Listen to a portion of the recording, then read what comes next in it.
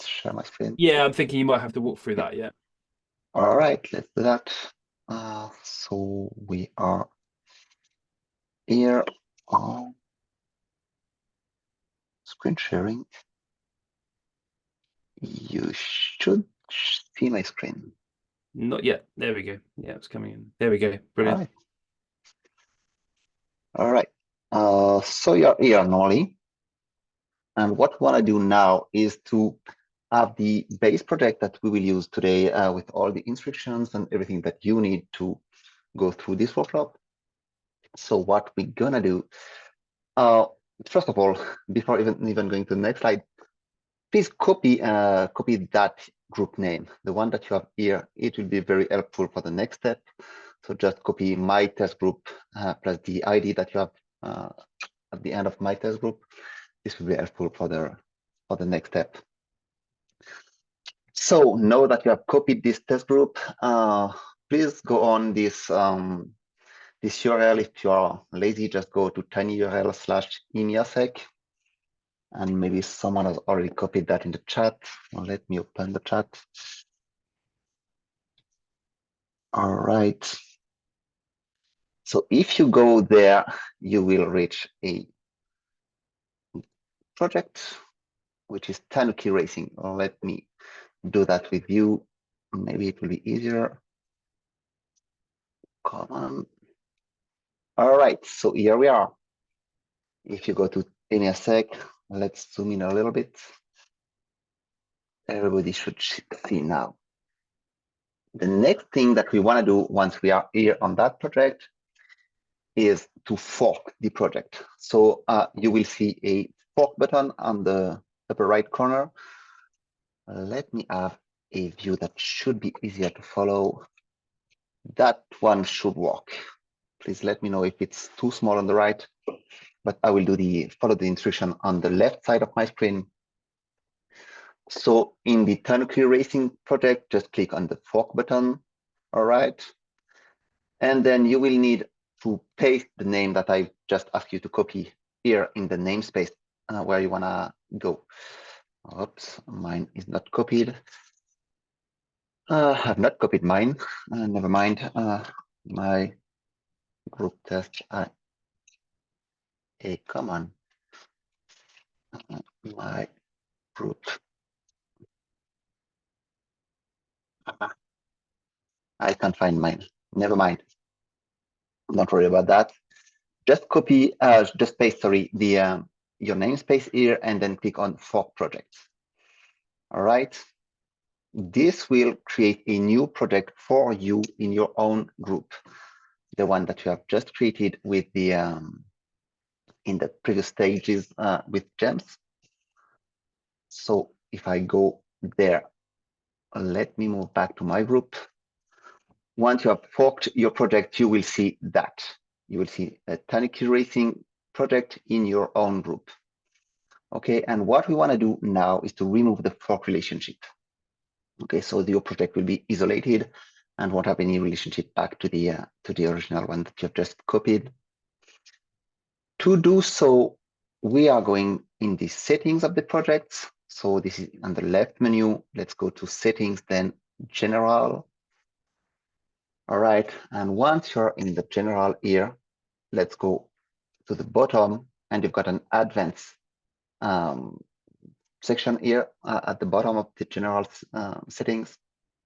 Olivier, very sorry to bother you, but could you put the presentation in presenting mode, because we have very little view of what we're.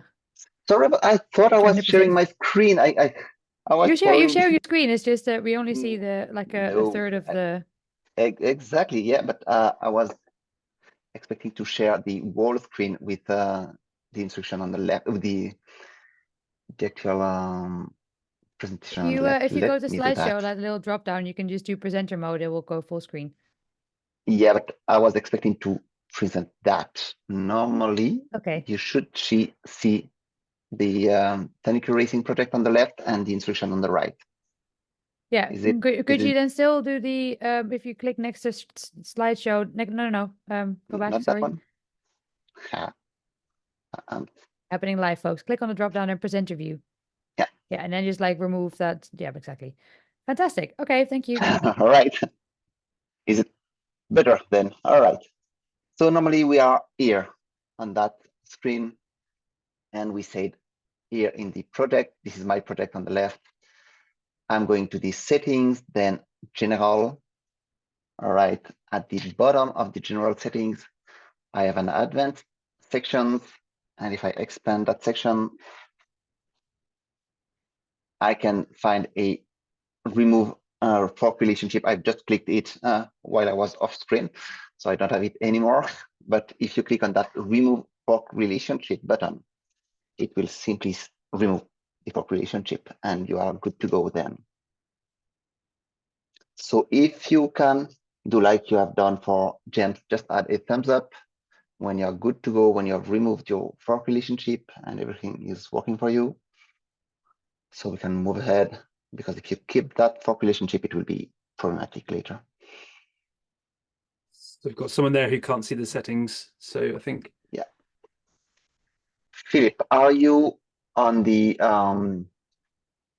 if you're in your group, the group that you have just provisioned through the gitlab-demo.com, if you are there, then you should see your project if you have forked it. And so if you see your project, then you can just click on the project, and then in the left menu, you will see the settings in general. But you must be in your project. All right. You have the full breadcrumb here, and you should see the name of your group and then the name of your project before being able to go to these settings. All right, I see thumbs ups everywhere. All right, looks good. So maybe, whoops, we can move to the next instructions, which is basically where will you find the instruction of the workshop? Actually, we are going to start the race. So when you are in your project, you will see a hierarchy of folders, and one of these folders is named courses, then another one inside that is workshop, and finally security. And you will find all the instructions here. Let me do that with you directly on my screen. So I'm in my project, Tanuki Racing. I can see the folder courses. Just click on that one, then go in workshops, then security. And once you are here, you will have access to all the instructions. They have a number in front of them, so you just have to follow the numbers and start with the first one, shifting left. But this will be driven by James. So I think it's time to give it back to you, James. Thank you. Let me just share my screen again. Right. Yes. Let's get back onto the slides. Fantastic. Thanks for that, Olivia. I appreciate if some of you are new to GitLab and not familiar with some of the menu items. It's a big platform. We are an end-to-end delivery platform. Therefore, there's a lot of great functionality. So yeah, it can sometimes take a little while to get orientated. So hopefully, as Olivia just said, you found yourself and the files for this workshop. Okay. Questionnaire from Gaurav. If you go into the Tanuki Racing, I can quickly step through it again if you like. So this is my test group. I can go into Tanuki Racing Project. Under Tanuki Racing Project, you've got some folders, and I'm going to go into the courses folder. And underneath the courses folder, and by the way, do have a look at the other materials. There's some great stuff in here after the workshop, of course. Under workshop, and then here we have the security workshop. And this is the each one of these files. These will be our individual labs that we'll be doing today. And we're going to be starting with the shift left. So we can click on that.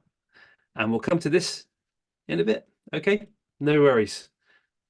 Please shout if you're stuck. It's important that everyone gets a chance to go through this, and we take our time and everyone gets the best out of this session. Okay. Awesome. Right, let's move on. So shifting left. I think many people have heard of this term before. One of the big sort of benefits of DevOps. And in this lab, the first lab, we're going to have a look at how can we catch our security mistakes earlier? How can we deal with our problems quicker so that we can reduce the impact to production and we can reduce the cost of remediating issues? We'll come on to that in a bit. And we'll look at the code that enables security scans and create a merge request to bring them into main. So there's going to be some hands-on at the end of each of these labs.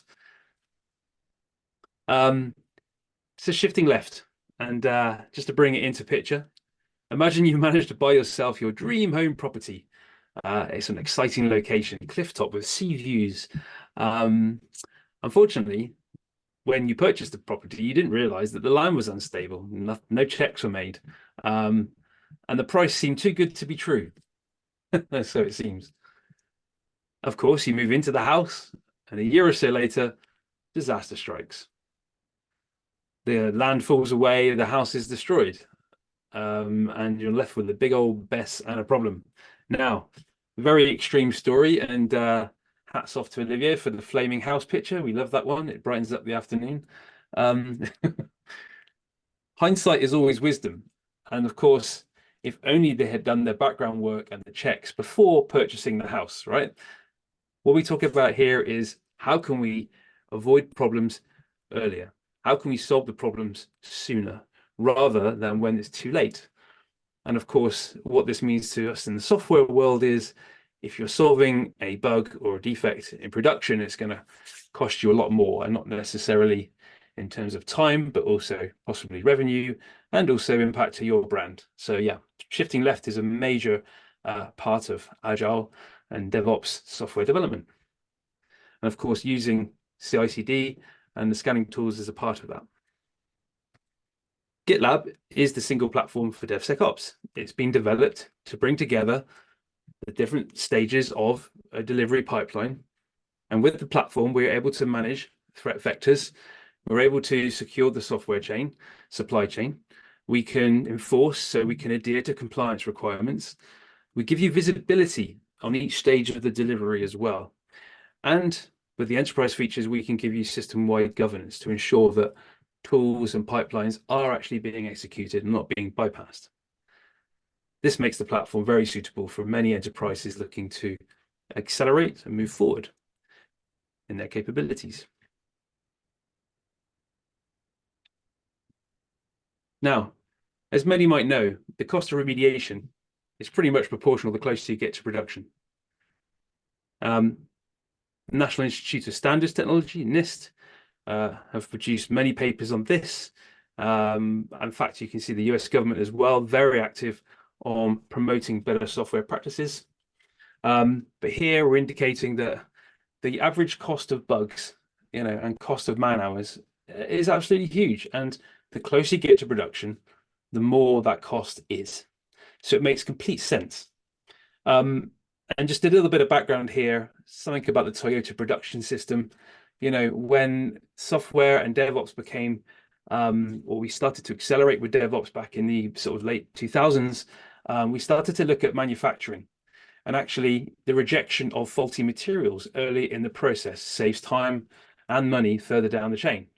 And in the car manufacturing business, it can actually save billion-pound recalls as well. So it's within interest to remove faults early on. So yeah, the name of the game here is how can we reduce the costs and catch things earlier. Here we have a report based on interviewing and working with many companies, and Forrester took a study on this and combined all our results to create this kind of consolidated 5,000 user organization, assuming that they were growing at a certain rate in terms of development and revenue. And we looked at how much they would save by implementing GitLab type security and features. And this slide here really is to emphasize where the return on investments can be and how you can justify bringing such platforms as GitLab into your organization. The savings are tremendous, and I think outweigh massively. we like to focus on fast. We can reduce the friction with a single platform. We do not need developers to pass between various tools. We don't need them to go into a separate security scanning software. We don't need them to move files around and operate this or rely upon another team. We want to enable our teams to work frictionlessly across the delivery supply chain, from idea right to production where necessary. Secure. We also allow end-to-end governance. We can enforce policies. We can give you visibility on vulnerabilities. We can give you audit events. We can give you licensing visibility. So there's lots of capabilities here. Most importantly, because we have everything operating under a single platform, we're able to present that on a single data plane. And via the single data plane, we can give you the visible plane. This enables you to work a lot quicker, focus on issues that are coming up faster, and collaborate better with your colleagues because everything's in one place. We talk about efficiency here at GitLab. Because the process and everything is operating via the single platform and pipeline, we're also able to measure how it's working. If any of those of aficionados are into DevOps must have heard of the DORA metrics. We do supply DevOps research and analytics metrics, the DORA 4, but we also provide a whole bunch more via our dashboards. This can enable you to track what's going on, where the pain points are. Maybe something's taking too long. So maybe something is going wrong. Maybe there's a trend. And in the background as well, and I'll mention the magic term, but AI is happening. We also can do machine learning on these trends and figure out where they're predicted to go. So please check that out. All of these elements are available on our website. And I mentioned the magic AI term. This course, obviously, this workshop is not about AI, but we need to mention the fact that we have here in front of you the GitLab flow from idea to production. We're not just investing AI on code production, code suggestions, interacting with the developer at the coding side of it, but also we're using AI to leverage or speed up how the developer interacts with the platform and leveraging those language models to generate tests, explain vulnerabilities, suggest fixes, also pre-fill your issues and make summaries for you. Because of course, having an AI language buddy next to you can really speed up the hard work. I would recommend checking out future courses. We do run public workshops in AI. I think there's one coming up in a couple of months, but we check our events page. Excellent. So you've managed to survive my first lap of talking to you. Let's move on to the hands-on. So going back to your browsers, do feel free to, if you've got any questions in the Q&A, do ask. Let me know if you need to move on a little bit quicker, if I'm going too slow. I'm always welcoming feedback as we go through here. I know it's in the afternoon. Some of you just had lunch, some of you ready for bed, or some of you just woken up. So yeah, no worries, we can change the speed. So we're going to step on into our first lab. And to do that, you'll need to go into your browsers and we need to head on into that #1 shifting left document. So what I'm going to do now, I'm just going to put that on my screen. Think. Okay. And just again, if I come back to my group, yep, here I am. This is the group we've created. Here is the project that we have forked. And under this project, I'm going to just drill down into the courses area, the workshops area, the security area, and here I'm going to go into shift left. Now, what I'm going to do here, actually, I'm going to right click and open this in a new tab. I'm going to make that tab half of my screen. So what we can do, and this is how I like to work, I can keep my instructions here on the right and work on the system here on the left. If you've got multiple monitors, that's great. However, whatever works best for you, but I do recommend having the instructions there so you can follow them through. What I've normally done here is just step through this, but what I'll do now is I'm going to give everyone 4 or 5 minutes. You can have a go at stepping through the instructions, and in a few minutes time I will start walking through these instructions myself and show you how it's done. But feel free now to go ahead and have a go. What we're going to do here again is go through the shifting left. I believe there are 3 steps involved. and will get you to the point where you're creating your first merge request and enhancing your CI/CD pipeline. Excellent. I'll give you a few moments to have a go at that. Please reach out on the chat if you get stuck. And again, I will be going through this in a few moments with you.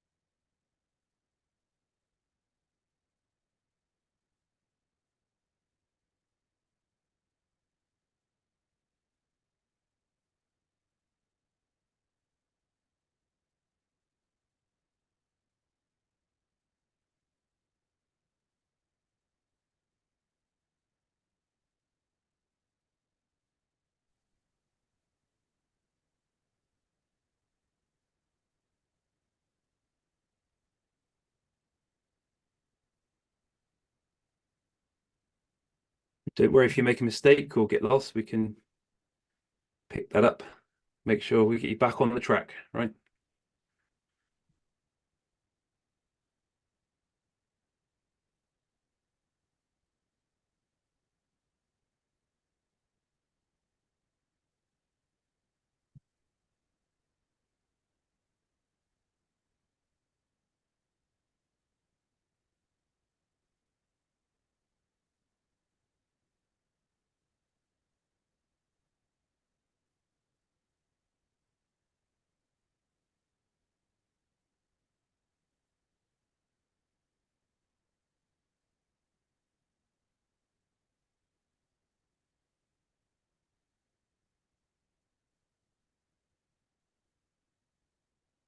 How are we getting on, folks? If you are whizzing through this and you're finding it easy, then do put your thumbs up if you've completed. Don't worry if not. I'm about to go through it in a second.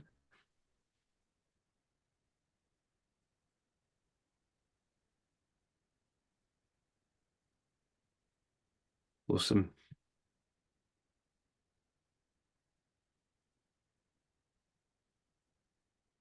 People have already. So I think given that some people have finished, just give it another moment and I will then step through it as well on the screen. And just to let you know, this session is recorded, so we're going to step through this so you can review it as well. Fantastic. We've got a very keen bunch of racers here today, Olivia. I'm impressed. Awesome. Right, let's step through them. What we need to do is actually enable our application. If you remember Tanuki Racer, very basic leaderboard application, and the team have got no idea how to secure it. So first thing we're going to do is add on that security. So follow these instructions. I'm going to go back to my my Tanuki Racing project, and I can do that by clicking on the breadcrumbs at the top here or here. Right, so first of all, I'm going to make sure that I'm going to go to my pipeline editor. Because my screen's a little bit more narrow, and please shout if the text is too small. I think we're okay. I'm going to have to use the pop-up menu, but that will pop up if you hover over the sidebar. I'm going to go to the build. I can click on that, or I can just follow it through, and I'm going to go to the pipeline editor. Pipeline editor is great because not only can you directly edit the CI/CD pipeline code, but it will also do real-time validation as well to ensure that you're not making mistakes. Just a note here, if you're confused, the pipeline file is a file in the Git repository, and any changes you do need to be committed to the repository. And that can be, here we'll be doing it under the main branch, but this can be done elsewhere, right? So you can see here that the pipeline editor, and if we have a look at the current setup and I visualize it, we can see that there are just two phases, build and test. Great. What we're going to do now is enhance that. And to do that, I'm going to go back to the main project. I'm going to go to code. I'm going to go to branches. This is step number 3 now. And here I'm going to create myself a new branch. I'm going to call it secure pipeline. You might tell from my autocomplete, I've done this before. We're just going to make sure that we're creating this branch from the main. This means we've got our own version of the code to work on, and it's not going to impact the production line. Okay. Now we've got our own version, we can go back to the pipeline editor, which was under build and pipeline editor. Now, the team have done a good job so far. And this is actually not too uncommon what I've seen in the field when I go and meet some of my customers. You know, we've got the thing building and we're able to test it. Very basic CI. Now we want to shift left. We want to start adding security scanning into the build process. Presented to you here is a CI YAML script that actually allows you to utilize GitLab's off-the-shelf scanning capabilities. I'm going to go ahead and just copy that chunk of text. And I'm going to use it to replace the text that's there. Bosh, there we go. Now, immediately you can see that the pipeline editor has responded. Not only has it indicated that the syntax is correct, but it's also indicated the files that I've pulled in.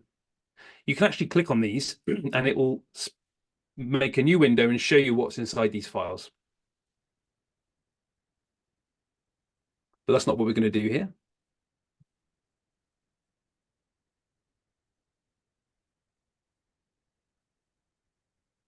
Yep, I can click on full configuration. This is really useful because it shows you the consolidated script. Once all the includes have been brought together, this is exactly what will be processed. And as your pipelines become more complicated and more detailed and more capable, this can be quite lengthy, but that's why you have the syntax checking and we have visualization. And you can see here on the visualization, lots of new stages have come up under the test stage. Okay. I'll just note here as well, we're using our auto DevOps scripts, even though that we are listing all these different scanners, not all of them will be used. They will be selected based on the contents of the repository. For example, this is a Ruby repository, therefore we'll be using Ruby scanners. We will not be using Python, or Maven, or the Node.js scanners. We'll see that a bit later, but don't worry. Okay, I'm skipping ahead a bit here.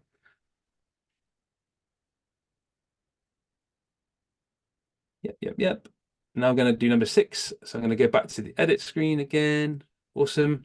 And now I want to commit these changes.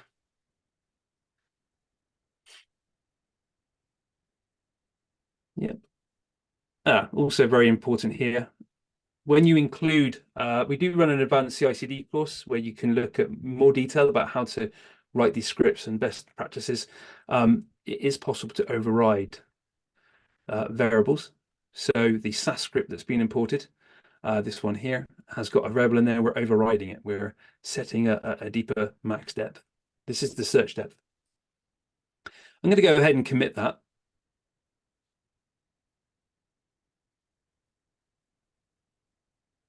And that should start the pipeline.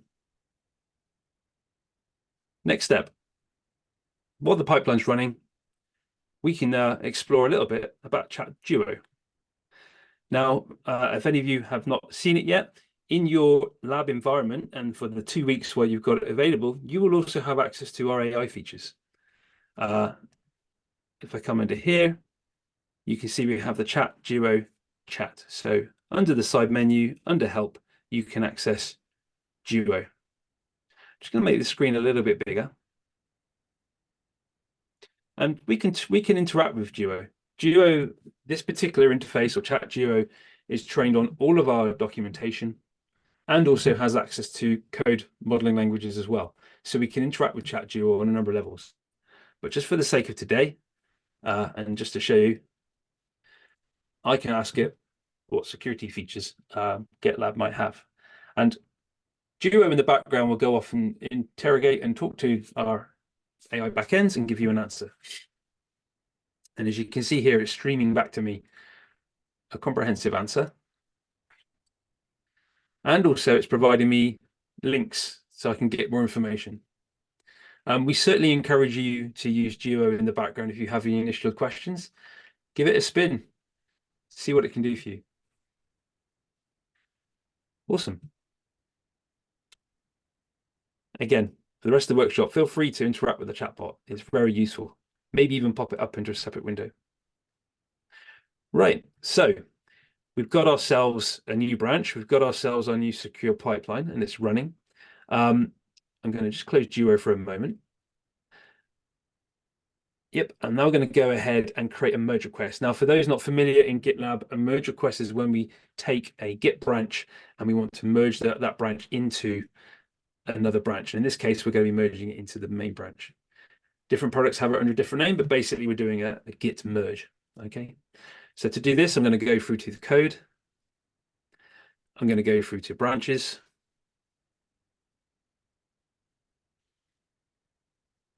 Okay. And next to my new branch, which is this one here, there's a nice icon. This icon allows you to start a new merge request. And I'm going to just go ahead and click that. And as you can see here, I've got a merge request popped up. Now, before doing the merge request, I just want you to check that you have disabled the fork relationship between this project and the source project. And if you haven't done that yet, and if you're not sure, you can come back into settings, general, and you should see the fact that I don't have a relationship head banner at the top here. And if I go into advanced, I don't have the option anymore to remove the fork relationship. Do read up about fork relationships in our documentation. It allows you to feed changes to an upstream project, but we're not doing that today. Right, so let's go back to my merge request. Didn't create the one before, so I'm going to go ahead back to my code branches, the secure pipeline branch. I'm going to create a merge request on that. I'm going to use, not in the instructions, but I'm going to use AI actions to automatically generate me some description as well. Why not? And here we go. I want you to fill it out for me. And so what Duo has done has understood what the changes are, and it's automatically populated the description for me. Certainly very useful for someone who hasn't been a part of this workflow. Speeds up the amount of time I've had to document what I'm doing as well, right? Other things I'm going to do in my merge request as per the instructions. I'm going to make sure that I uncheck the the delete source branch. And then at the very end, I'm going to go ahead and create merge request. And there we go. This should now start a new pipeline. And we've finished the end of this particular lab. We should see, if I come back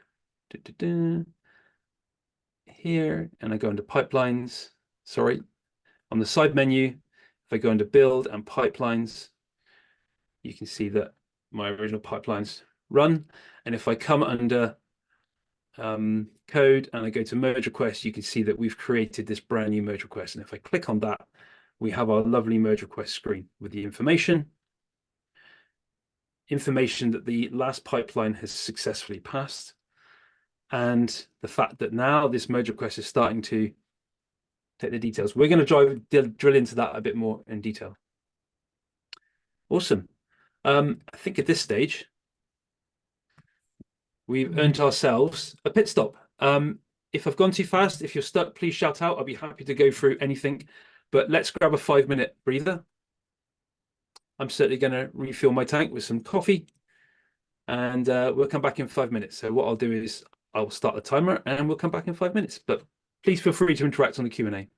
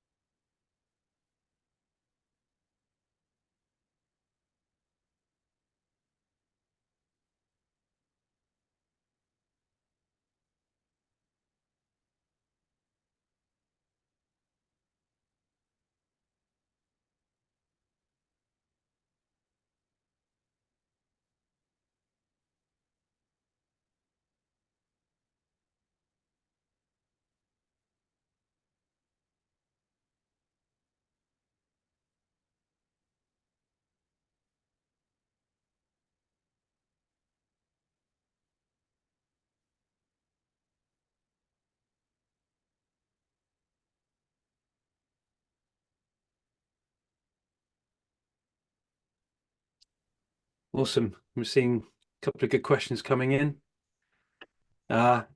Hey, alarm. Time's up. Time's up. And Olivia, we're going to hand over to you for the next lap. But before I do so, just a quick check-in. Send me a sign that you're still alive in the chat, maybe a thumbs up. Have you managed to complete the lab? Thumbs up. Let us know how you're getting on. And if you're finding it too slow, let us know. If you're finding it too fast, also let us know. Thank you. Appreciate it. But you're still with us. That's the main thing. Fantastic. Okay, I believe, Olivia, I think it's back to you, sir. I think so, yeah. So let me share my screen now. That one, and also that one. All right. You should see everything. Let me get the Q&A somewhere. Yep. Let me get the chat somewhere. All right. So far, you have started, you have created your own pipeline, you have created your first merge request, and we are good to go. We have all ended that first lap, and let's now continue in our security journey. The next lap will be focused on the compliance framework. So let's talk a little bit about compliance and what does that mean. So everybody has started to work, and all developers will now have a pipeline enforced on their project. So every single time someone is pushing code, it will go through the pipeline. That's great. But what about security in that context? Well, basically, what we want to do now is to add a compliance framework on our project to ensure that the right security steps are followed and are enforced on our pipeline. All right, we don't want to leave that in the hand of developers. We don't want a developer to be able to switch the security, basically. So we are going to apply a compliance framework that will add a few steps in your pipeline without declaring anything on the developer side. Okay, and why is the goal behind that? Of course, to shift left security and bring that next to the developer, so the developers will push a code that is secured, not only respecting the expectations, respecting the quality, but also respecting the security standards. And with the compliance, we can go beside that, sorry. And we can implement many different type of compliance. Here are some of them that you can implement within GitLab, implementing your own compliance framework. Basically, if you are living in Europe, I saw many of you are from Europe, and if you are handling data from users, so personal data, you may need to implement, well, you shall implement GDPR to enforce regulations and be sure that you are handling user data, personal data properly. If you are maybe have some security constraints, you may need to implement SOC 2, or if you are in the health sector, you want to implement HIPAA, for example. So all of these things are compliance and regulation that you may implement directly in GitLab. Okay, and by doing this, you are ensuring that your dev teams will follow the best security practices, the one that apply to your industry, that apply to your project or to your set of projects. Okay, you will be sure that your compliance framework, your regulations, your rules will be tracked and checked all the way during the life cycle of your project, not only in a couple of months when you're ready to deploy to production. Okay, so every single time you will check things, every single time someone pushes code, you will check the rules. Keep in mind that not all rules can be automated. And if you look at the different one that I've just shown, the compliance goes behind code, and you may need to check the documentation and many different things. So this is on top of what can be automated within GitLab. Okay, but you can enforce things to run within our scanners, and you can also add your own tools because you have a tool that is checking your documentation basically, and you may want to enforce these checks during your pipeline. You can simply plug that scanner in your pipeline and enforce this within the compliance framework. Okay, the goal is really to automate what can be automated and ensure that the compliance is controlled anytime. Okay, so now that we have a big picture of what a compliance is, let's go back to the code and do the next workshop, the next instructions to simply implement that in your own project. Let me do exactly what James has done previously. I will open the instruction on the right. I will keep my project on the left. And like James did, I will give you a couple of minutes to just go through the instructions by yourself. If I remember well, yeah, we have 2 steps only for this section. So go through these 2 steps and I will go through them with you within a couple of minutes. And once again, please feel free to ask any questions you may have in the Q&A.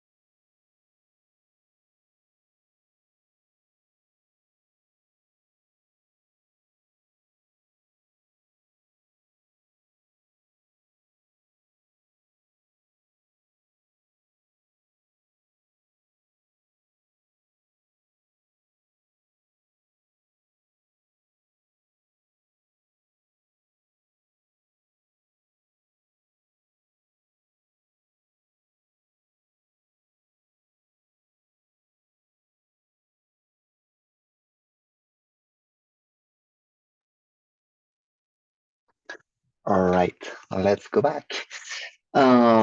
This workshop is these instructions are very short, so I think you're all good.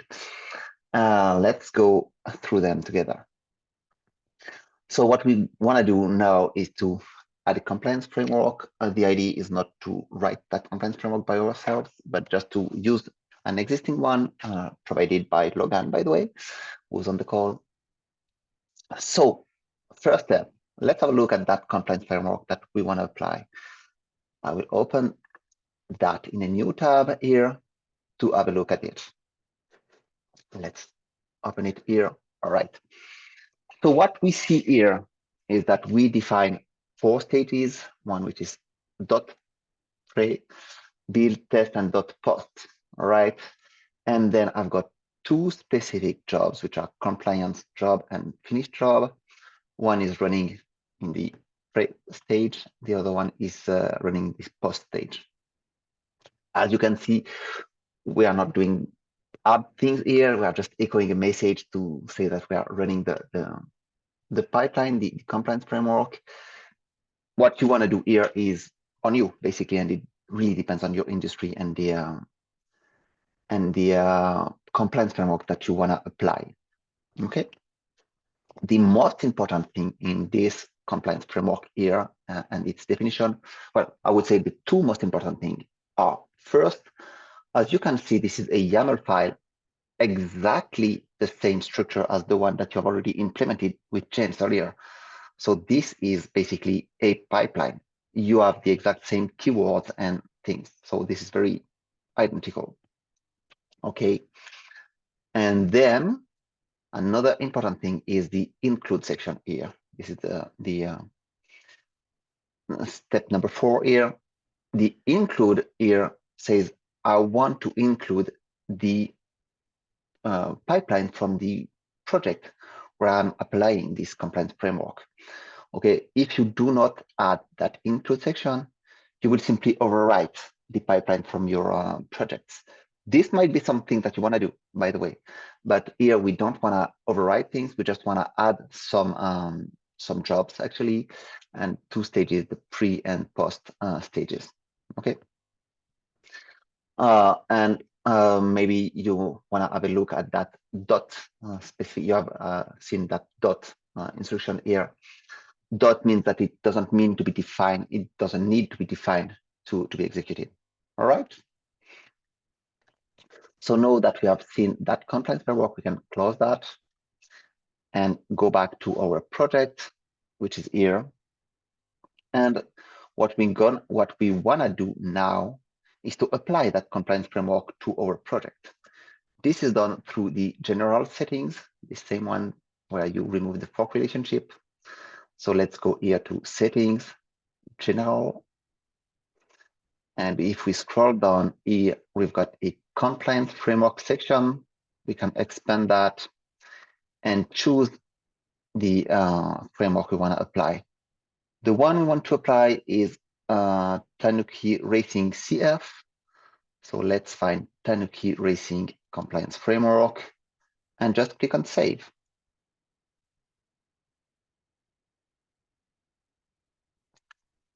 All right, let me take the question that I see in the Q&A. I see, well, if we define stages in the compliance framework, we won't be able, developers won't be able to define their own. This is really what we just saw here. If you do not add these instructions, the pipeline from your developers in their own project won't be executed. All right, we will overwrite them with the compliance framework. So it really is up to you if you want to enforce a specific pipeline and only the compliance pipeline, or if you want to add stages to the existing pipelines. So if you want to give the ability to your developers to build their own pipeline, their own build stages, deployment, whatever, and just add some specific stages that you want to enforce, running specific scanners, running specific checks, which are part of your compliance. So if you want to add stages, just include the existing pipeline. If you don't want to add stages, but just want to replace their pipeline, do not add that include, and you will just overwrite what is in place in the project. All right. So now we have applied the pipeline, the compliance framework, sorry, to our project. And if we go back to our project, we can see that the compliance framework is applied here. This is that little badge next to the name of my project. So from a view in my group, for example, I can see all the projects here in my group, and I can see which project has a compliance framework. So if I have different compliance framework, and I can see all of them directly here from my group. I can have a broad view on everything that I'm owning. Okay. So now I see that James and Dominique are replying to the questions. So let's move on to the next instructions. Unless you want me to answer live, guys, just tell me. That's right. I'm just updating Georgia in the background with a great question. So, but please carry on, Olivia. Excellent. So we have finished that lab 2 already, and we are ready to go on lab 3.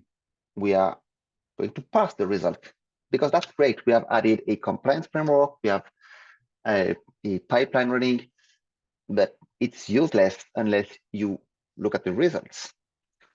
So let's move on, and we are going to check the merge request pipeline and see how it has completed. It should have completed by the time. Okay, and see what are the results of the scans that we have added, that you have added, basically following the instruction with Jens. Let's move on and see what's going on there. So you have added some templates from GitLab to add a set of scanners. And what are the scanners that we offer at GitLab? We've got two categories of scanners, basically, one which is pre-built scanning and the other one which is post-built scanning. The pre-built scanning is basically scanning your source code and checking what are the different failures, threats, whatever that may be here lying in your source code. Okay, so in that category, you may find the SAST, which is the security application, the static application security testing, which basically reads through your source code and your binaries and find vulnerabilities. All right, this is the one James said it will adapt based on your language. So we will pick the proper scanner depending if you're doing Python, Go, Node, or whatever. We also have dependency scanning, which will check all your dependencies. If you are doing Maven, it will read your POM. If you're doing Node.js, it will read your package.json and so on and so forth, and find what are the threats from your dependencies. We also have the secret detection. I really love that one. Secret detection is a scanner which will find the tokens, password, keys, AWS key, GCP key, whatever, that you have in your code that you have committed, and it will also revoke them when they can be revoked, and when we have a connection to the revocation tool. So basically, every single place where I've implemented secret detection, I have seen secret detected. You are doing your development, you need a Postman token, or you need a GitLab token for your development, or your AWS key, and you, at one stage, you copy paste that in a file locally because it's easier for your test, for your local test. And at one stage, you just commit push that key, that token, and it's freely accessible in your history of Git. It's freely accessible for anybody who has access to your project and who may just use your own identity to do eventually bad things on your name. So here the secret detection will detect that, will raise an alert, and if you are pushing a GitLab token or AWS key, for example, we will revoke that so nobody can use it, even if you don't look at your match results, basically. Then we've got the license scanning. License scanning is doing, well, very similar to the dependency scanning. We are checking all the dependencies and we are checking all the licenses of these dependencies. So maybe you have some rules internally to say, I don't want GNU GPL licenses because they are transitive and you don't want to use GNU GPL for your own project. So you may want to block that, or you have some export control constraints and you want to enforce some licenses and prevent some others. And finally, we've got the IAC scanning. This is the same as the SAST. The SAST applies for your code and the IAC applies for your infrastructure code. All right. On the other end, we've got the post-build scanning, where you will find the DAST, which is the dynamic application security testing, then the fuzz testing, the API security. All of them are basically, we pop up an environment and we attack that environment and we see what happens, how that environment behaves. Then you've got the container scanning. If you are doing Docker, we will scan the your container once you have built it and check all the vulnerabilities which are bring from the from instructions in your Docker file, so your parent images, and we'll just list all of them. And finally, the operational container scanning, which is the same as the previous one, but applied on the production, the live production. So your application is running in Kubernetes, and you are not developing anything anymore, so you don't run any more pipelines, but we can have a continuous scanning and raise issues and include them in your vulnerability dashboard to say, okay, you've got Log4j vulnerability, we have identified it. It didn't exist when you push the code in production, but now it has been identified, and we know that you have Log4j, and we know we have these specific vulnerabilities. Okay. So to summarize that and have a broad view on the security features that we bring security approval. So we have defined rules and what is acceptable, what is not acceptable. And for anything that is not acceptable, who is the owner, who is responsible for approving that to go in production? Okay, I don't want any critical vulnerability to go in production, but if there is one that I cannot resolve, then I want my security team to approve that, or I want my manager or whoever. We've got the security policies. We'll deep dive on that one, but these are the rules that we want to apply on our project. We've got the security alert dashboard. James already talked about this one earlier. This is a dashboard to summarize everything that you have in your production, so all the threats that are live in production. We've got also the monitor production system. This relates directly to the operational container scanning I just talked about. And finally, we've got the integrated security training.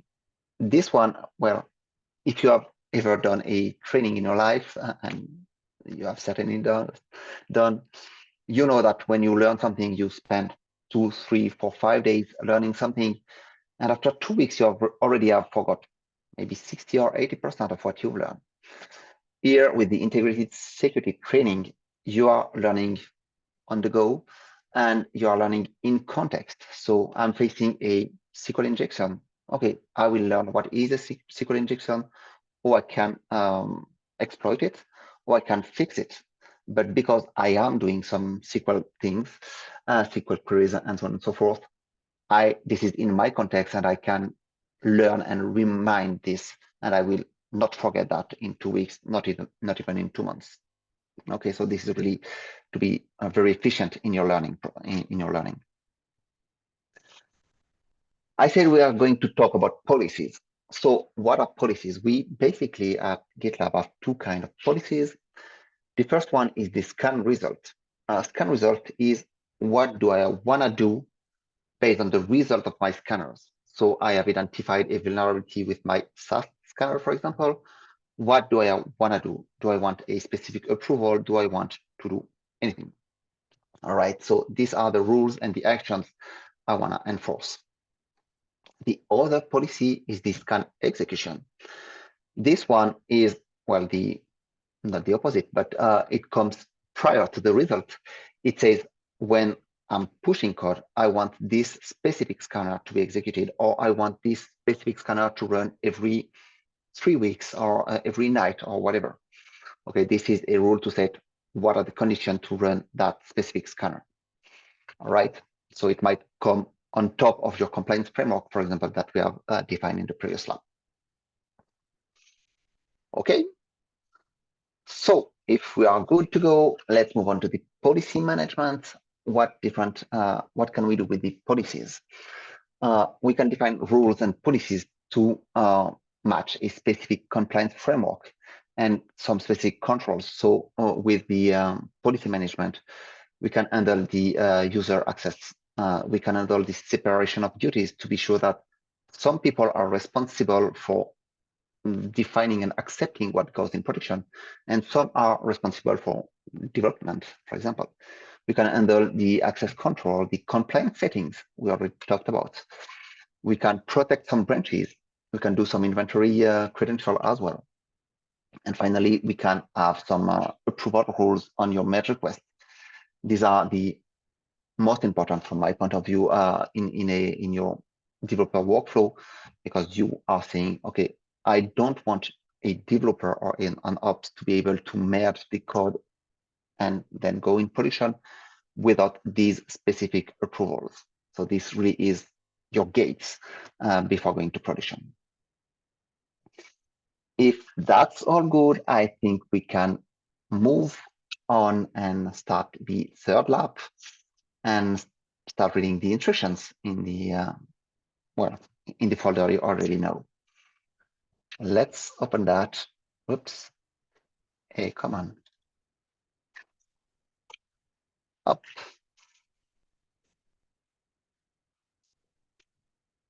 Security, parsing the results.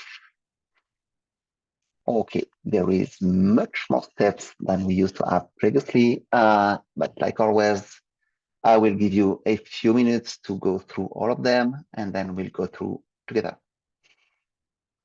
See you.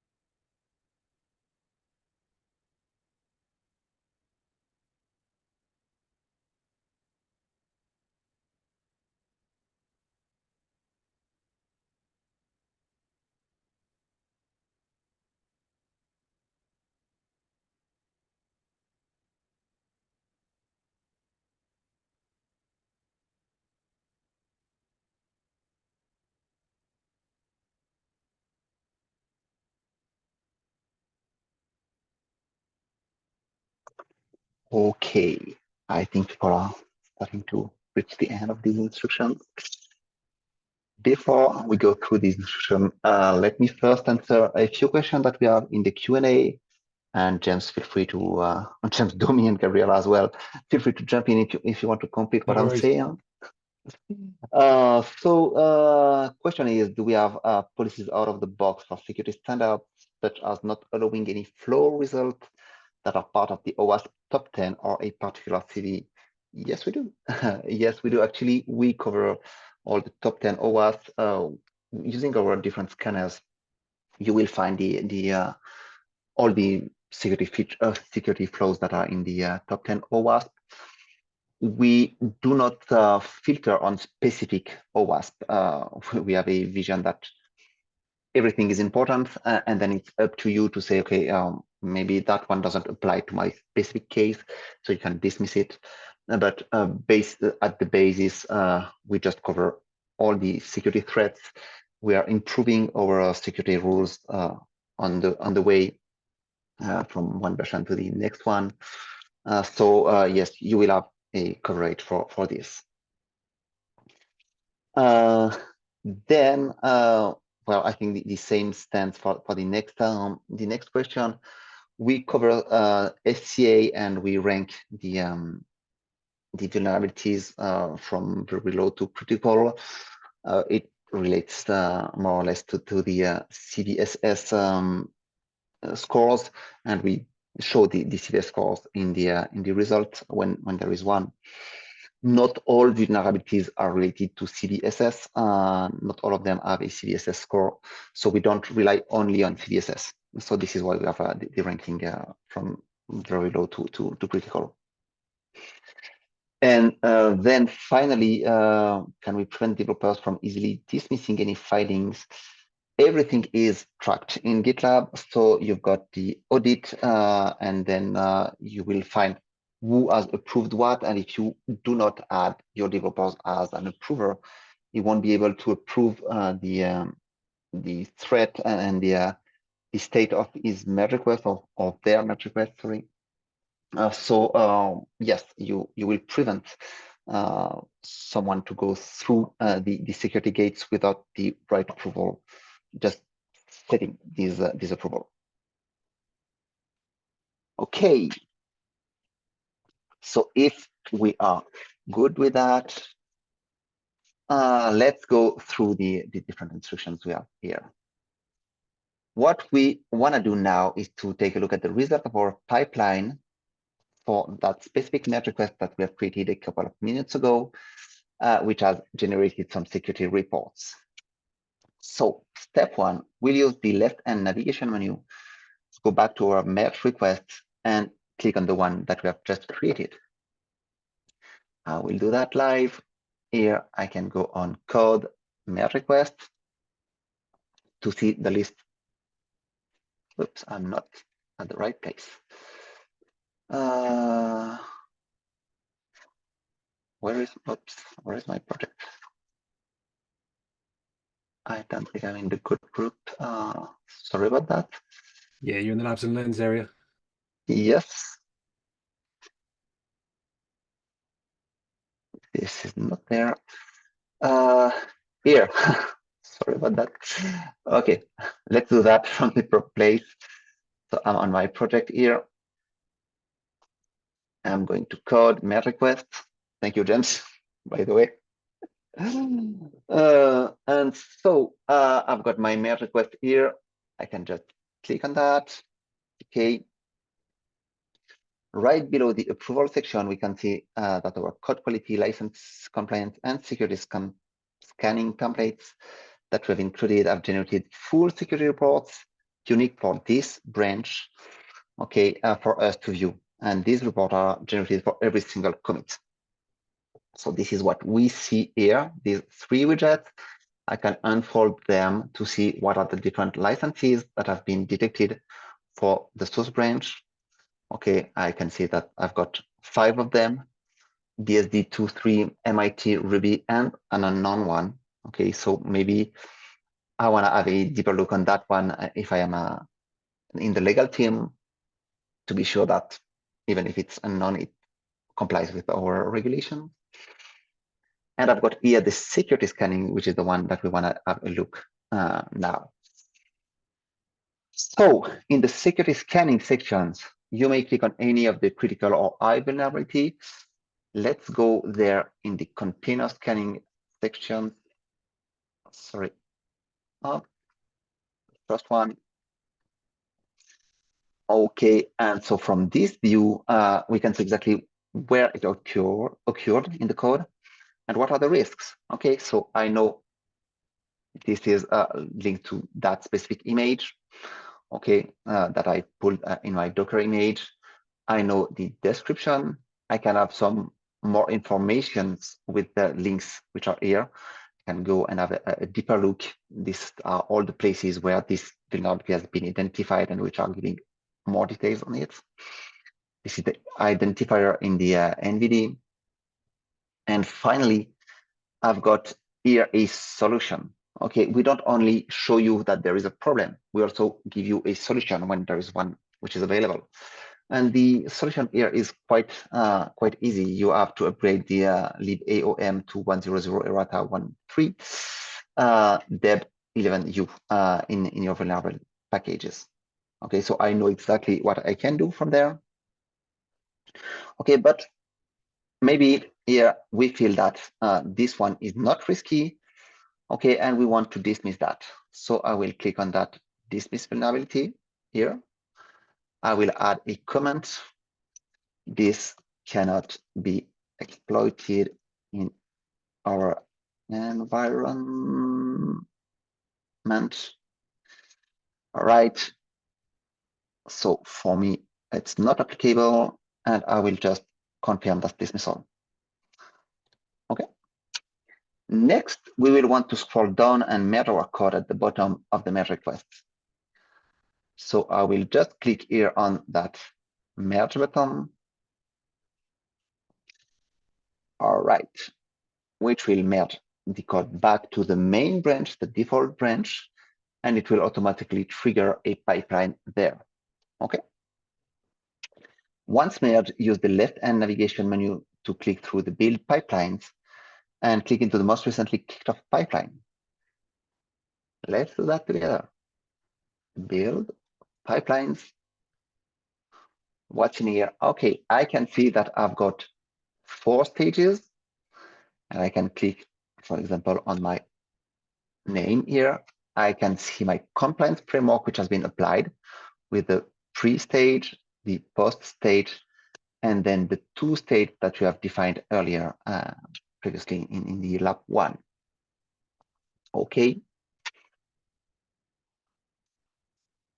At this stage, we need to have a little break to wait for the results to come back. Is it really necessary? And before we go to the results, take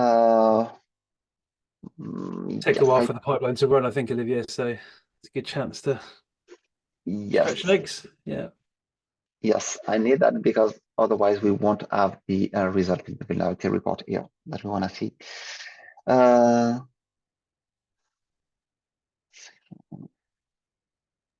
few questions coming in, so maybe an opportunity we can ask those and answer those as well. Yes. Do you want to take the first one, James? You can try. Just having a quick look.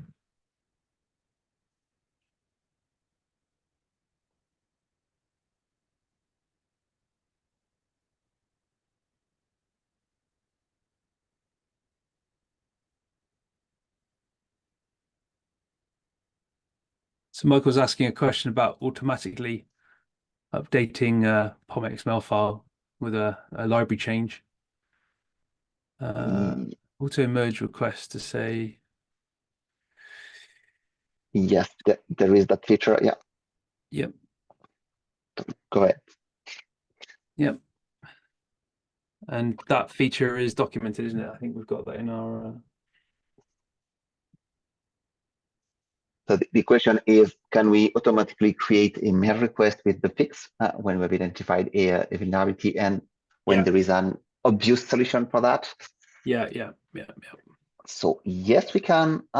This works well for some scanners, not all scanners support this, obviously. And we can also do that with the AI. I was going to say, yeah. We also have that with the AI. I will show you this in a couple of minutes in the security result dashboard. And Tim's got a question here as well. Yes. Interesting. Yeah.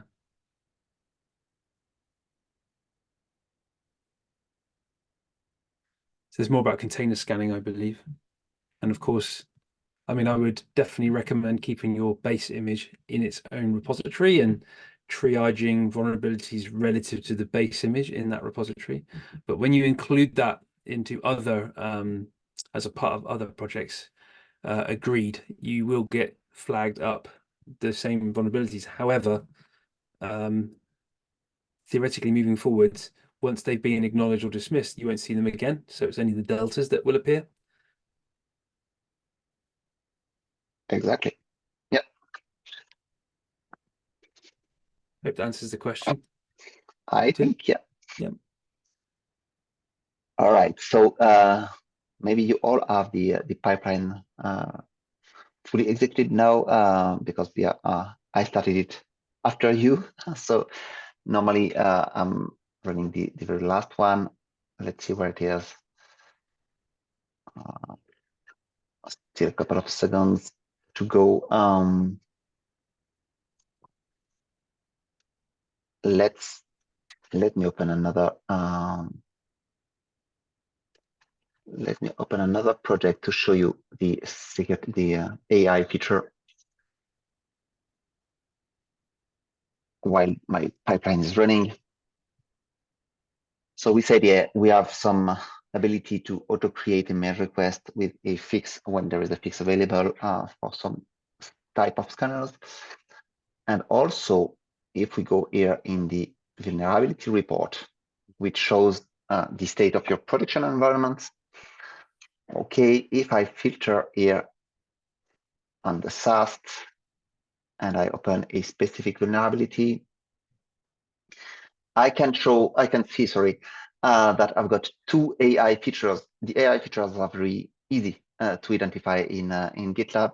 We've got that little tanuki, which is our logo, basically, little tanuki in front of the name of the feature. And as soon as you see this logo, this is AI related. So when I've got my issue, I can click on explain this vulnerability, which echoes very well to what I said earlier about training. Here I've got a full description, which is, as you can see, much easier to understand than the one that is provided by the NVD in my case. I can see the vulnerable code. I can see the attack code. And I can see here that you don't have to be a full genius hacker to be able to attack my code here. You only require 3 small rows of code. This is very easy to do. So almost any developer can attack my application if I leave this vulnerability in it. And then I've got here a solution which is offered to me. So I know exactly how I can fix my issue. I've got everything ready for me. So I can copy that and paste it in my merge request to just prevent pushing that vulnerability to production. But also another solution, and maybe this one is more interesting for the security team. When you are triaging all the vulnerabilities that you have in production, you see you've got an express open redirect, which is here. All right, you know what express open redirect is, but you don't know how to fix that. This is Node.js and you are not an expert in Node.js, but you want to fix it. And you can simply click on that button here, resolve with AI, which will not provide you an explanation, but will provide you the code in a merge request. So you simply need now someone to review the code. So I will assign someone here using the AI. I've got a suggestion of the most appropriate people in my team to review that code, Pemba in my case. So I will assign the code to Pemba, and she will now need to review my code. I can see the changes here. All right, and here I can see that the solution provided by the AI is not accurate. So it's worth having a human review. And so she will be able to review that. She has a full understanding of the problem. She knows exactly where the code with the vulnerability is, and so on and so forth. So she just needs to either validate the changes or patch them, and then go through the pipeline, approve, merge, and so on and so forth. All right. So this was the AI feature that we have added here in the project, in the security dashboard. And normally, my pipeline should have finished by now, like yours, so I can move on the instructions. So we said, now that the main pipeline has completed, the reports under security and compliance have been generated. These reports will only be generated if you run a pipeline against main. All right, fair enough. This is the report for the production. Use the left-hand navigation to click through security dashboard. Let's go there, security dashboard, and here we will see the status of my main branch. Apparently, I have added some new threats in my project, so I can see a timeline and with a huge bump here very recently, today actually. This will bring up a dashboard view of all the vulnerabilities and their count over time. Okay, fair enough. This dashboard takes as long time to collect data. So if yours still has no results, I will present you the dashboard. Okay, and I can present you another dashboard. Over time, well, no changes over time in this dashboard either. So you just see that, well, for the last 3 months or so, my counts of vulnerabilities have been very stable. So maybe I've got something to do here to improve the state of that project. Okay, we have already seen how to view the vulnerabilities in the pipeline, but now let's use the left-hand navigation and click Security Vulnerability Report to view the full report. This is the one I just showed you on my other project.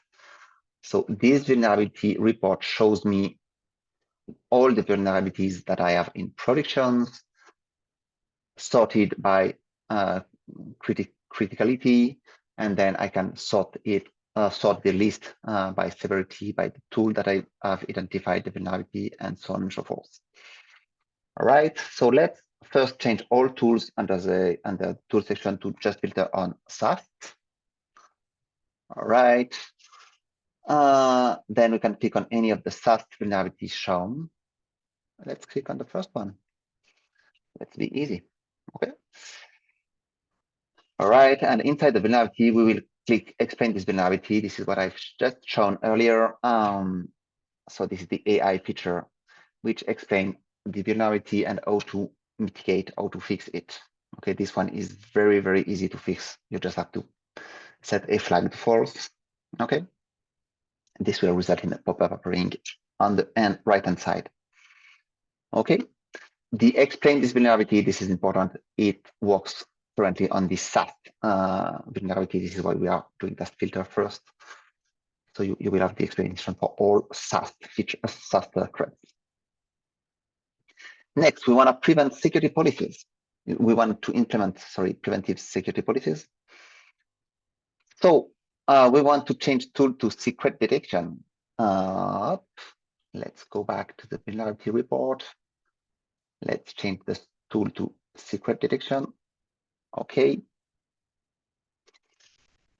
Where am I? Okay. Notice that the result list is empty. This means that we haven't clicked any secure tokens so far. We surely want to keep it that way. It happens far too often, as I said earlier. Yeah. To prevent this from ever happening in the future, we can set up a new policy to run on all future merge requests. For our use case, leaked tokens are easy mistakes that can lead to massive problems. So we will create a quick policy to stop that. Use the left menu once again. Okay. And click secure policies. And we will create here a new policy. Okay. Once we are here in the new policy, we want to select the policy merge request approval. These are the two ones that I just talked earlier. This one is to enforce some policies in my pipeline, and this one is to enforce a behavior once something has been identified. So the merge request approval policy, I select this policy.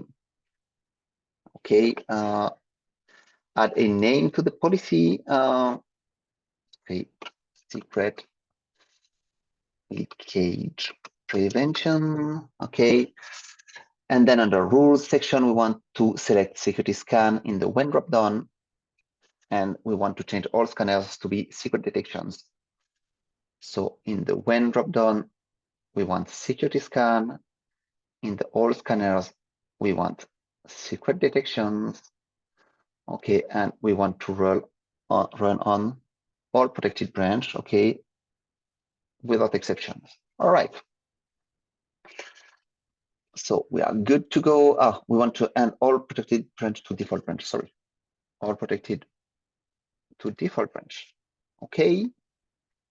Then under actions, choose individual user as the chooser prototype and add LF sticker as the required prover.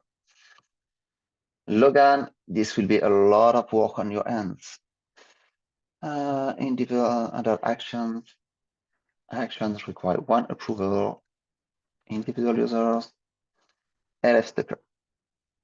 You have a lot to do, man. Okay, next, uncheck prevent pushing and force pushing. Prevent pushing and force pushing. All right. Please ensure you do this step or you will be blocked later on in this workshop. So be sure that you have all done that.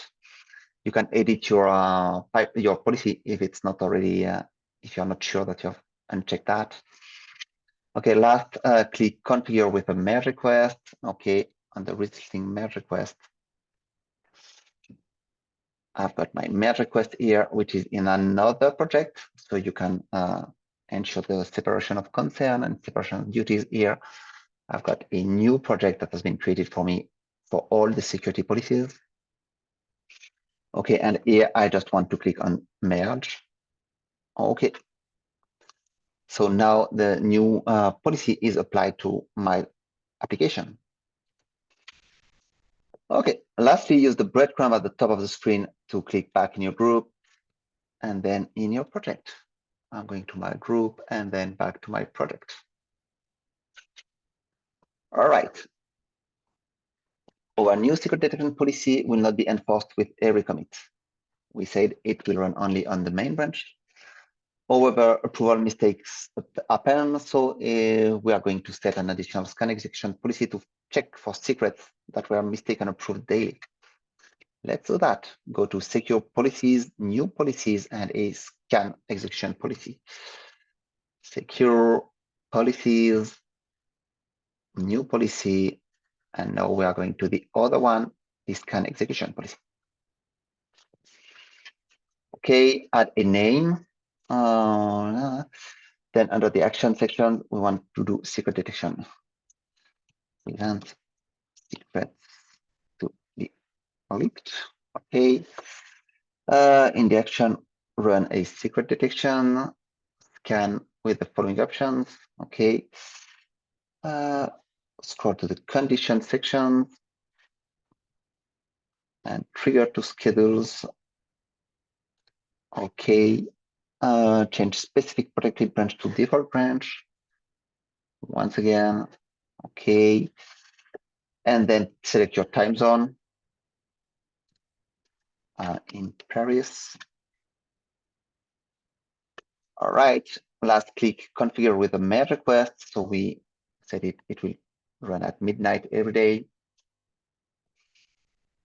And I will configure with a new merge request and I will merge that in my secure policy project. This is the same one as the previous one.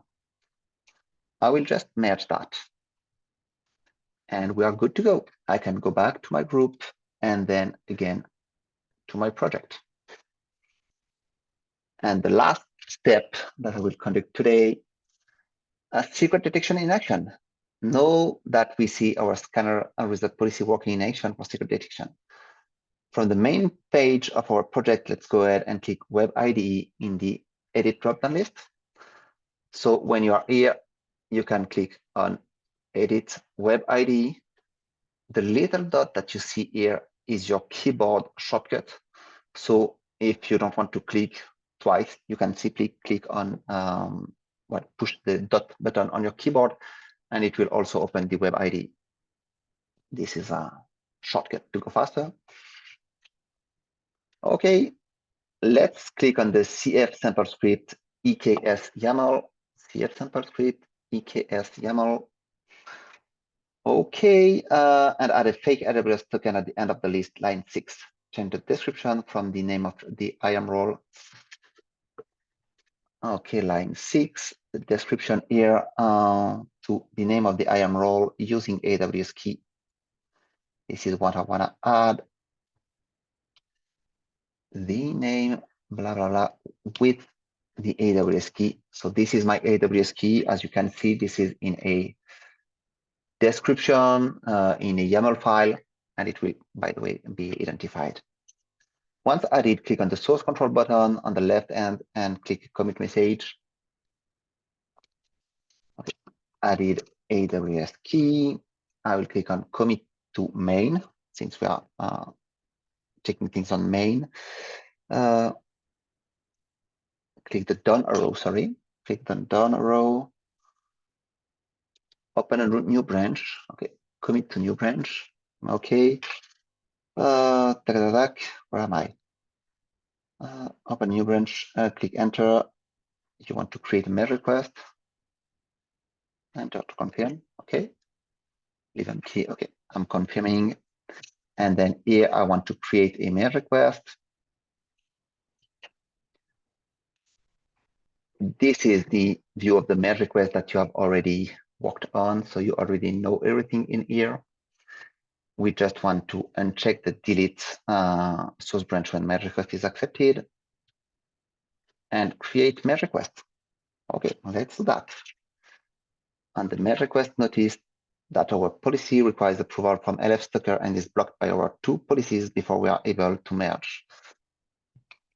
So we can here unfold that, requires 1 approval from secret leakage prevention from Logan. This is exactly what we want. Okay, when the pipeline is done running, you can see that our scan result policy have been enacted, restricting us from committing this code. If we did not add a secret token directly, our source code would be able to be merged.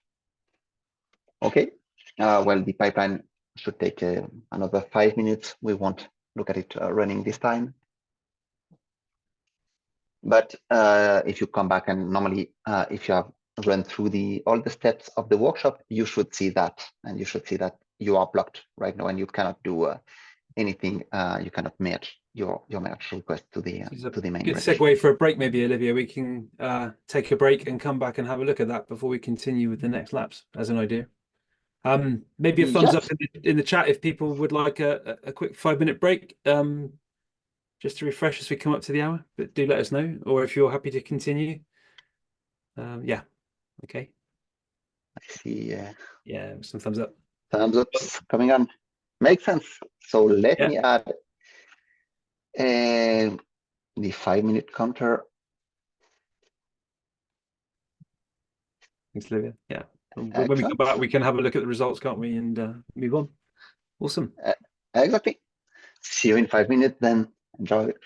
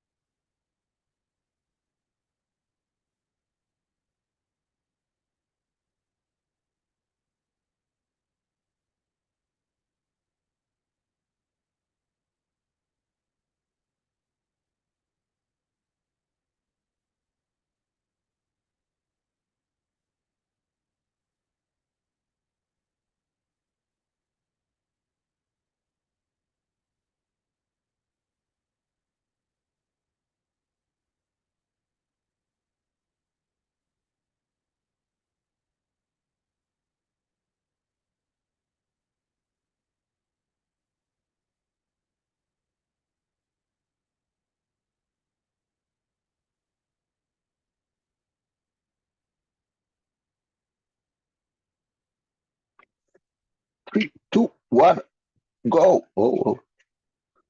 Stop sharing sound. Yes. Alarm. Not showing sound. Okay. I was the only one to hear about them. Great. I haven't seen any new questions in the chat. So I think we are good to move on. I think the thing there was just to look at the outcome of the exercise, wasn't it? Before we got that, yeah. Should show us that we have a blocked merge request. Exactly. So here, what do we see? We see that all required approval must be given, and that we are missing one from Logan, especially due to the secret leakage prevention rule that I've just defined a couple of minutes ago. Okay, so far, if I unfold that, I can see that I've got a secret detection that has been triggered, and I have identified an AWS access token here. And of course, I can deep dive here and see, well, the file and everything where it happens. All right. So everything is under control here. And if that key was a true key, it could even have been revoked directly by GitLab. Okay. If we are all good to go, then let's move on to the fourth lab.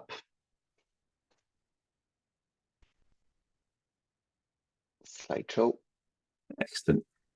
Thanks, Olivier. So I was just answering a question there about the security group security policy project, and it's when you start adding policies, they do go into their own separate project, and actually that allows you for better visibility for auditing on changes to the policy, and you can control with more granularity who has access to that security policy project in the first place, because maybe you don't want your developers in there overriding your critical compliance policies, right? Awesome. Thank you for that, Olivia. I'm going to thank you all. Yeah. I'm giving you the hand. Yeah. There we go.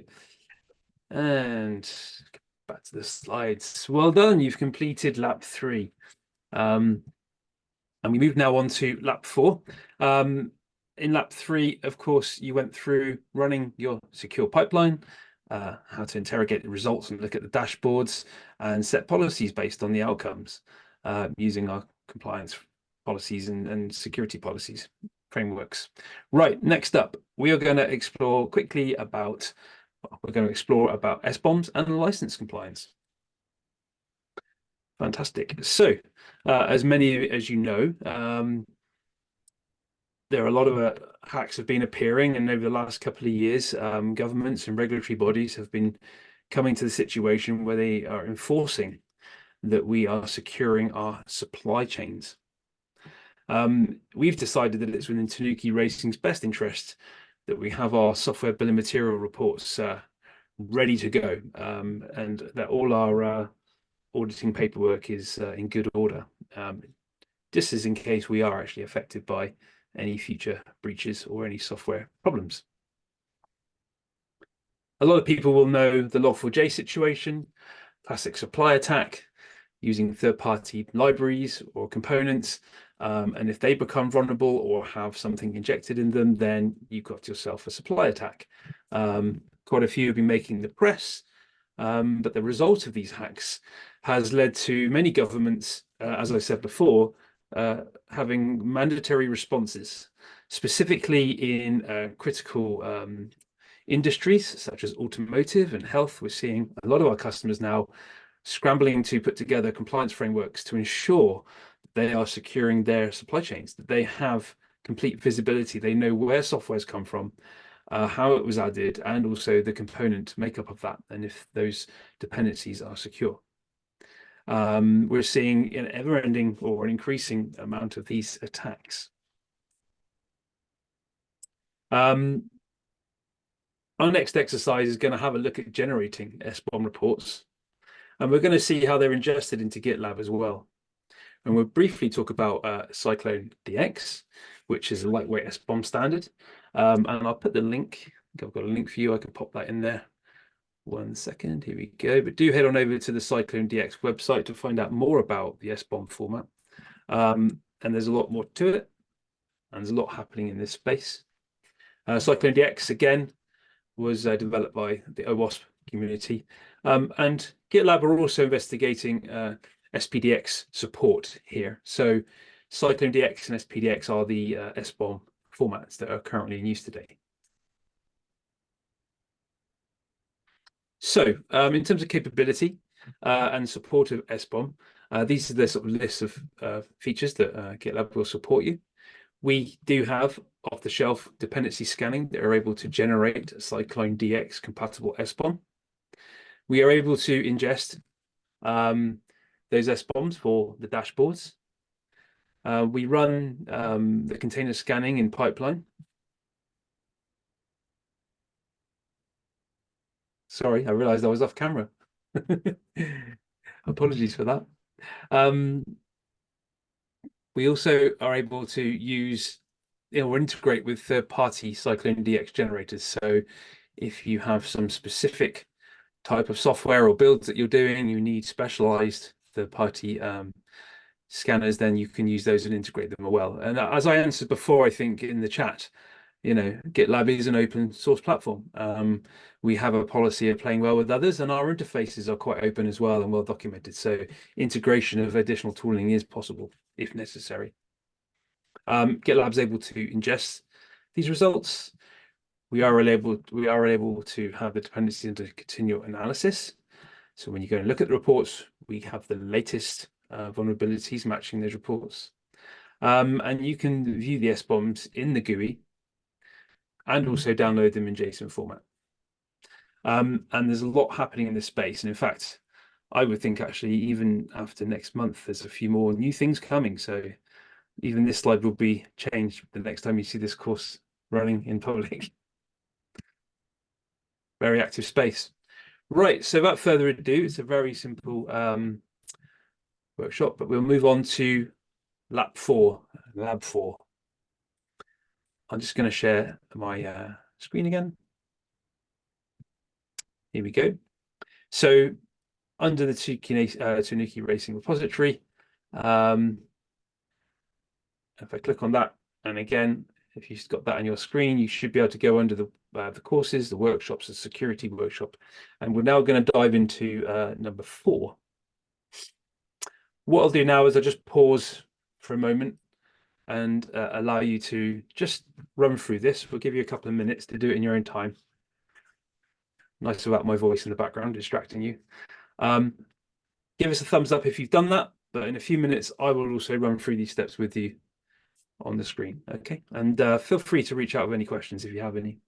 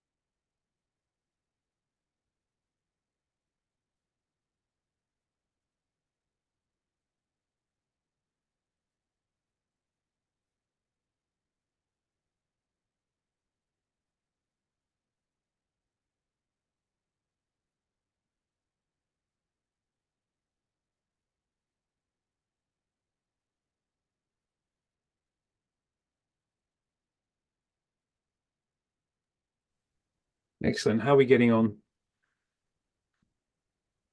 think what I'll do is I'll just start stepping through. This is a very straightforward session. So thumbs up. You can tell the ones that have topped up on coffee on the last break. Some thumbs up, fantastic. Right, let's quickly step through this then. Right, so step one, we're going to just review and download an SBOM report. So to review your SBOM reports, and remember, when you created your pipelines have run the scanning software, the stuff that comes built in with GitLab, and those outputs, those reports, those artifacts have been ingested, and so GitLab are able to present them. And we can have a look at those simply by going to the secure panel and the dependency list. So step one, and providing you've run a pipeline and providing it's outputted reports, you can see a list of all of your dependencies, which you can sort by severity. There is also the option to export here. We'll come back to that in a bit, but this would export you a JSON file with all the dependencies listed in SBOM format. You can click through a vulnerability and get information about why it's vulnerable, which CVEs are relevant. If you click onto the CVE again, you can drill down into this vulnerability and what's happening here and get information about that. Okay. And from here, you can start work on that straight away if necessary. We can also export these findings in the DX format. The way to do that is we would go over to our build menu. So we go back to the main menu, the build menu. We can go to our pipelines. You just open up a bit. You can see I've been running some pipelines. I'm going to go to the pipeline here. Excellent. 1 second. Sorry, start again. We go to build and pipelines. And if you look here, there's a download icon. So I didn't drill in here. I want to stick at the high level. And if you click the drop down box here, you can actually see all of the artifacts that were generated from that pipeline. Okay, and you can select to download the container scanning Cyclone DX. There was a question earlier about IAC. You can also access the IAC scan output as well here. And correct, it is labeled as static analysis. However, you can identify them because it's been generated by this scanner. But going back to the exercise, we can download the Cyclone DX file, and you can see that that has been downloaded. Download your zip file, which I can expand, and then I can open with a relevant browser. And in here, you have your I don't need to go through this, but you get the idea. Machine readable format, but that's your Cyclone DX format SBOM. Awesome. So what can we do with these SBOMs? Let's move on to step two. We can set up a license compliance policy. But first of all, before we do that, let's go and have a look at the licenses that have been detected. And we can come across to the main menu on secure. And if we go to license compliance and click on that, here, we've got a list of licenses that have been detected. And a consolidation of the ones that have been found. And if you click on them, you can see which file is affected. Okay. It's possible to set a security policy on these licenses. GPLv3 is a good one. If you're writing proprietary software that you want to sell and not make open source, then you should not be having any GPLv3 licensing in there, which stipulates you must share any software that uses the components. And there are other licenses that you may not want to have in your code base. This may not necessarily be a security concern, but it definitely would be a business risk. You know, and if you need to keep a tap on that, especially where developers are pulling in libraries and components from the internet, it's a great way of setting a guide rail, a policy on that. So here, what we're going to do is we're going to go under secure policies.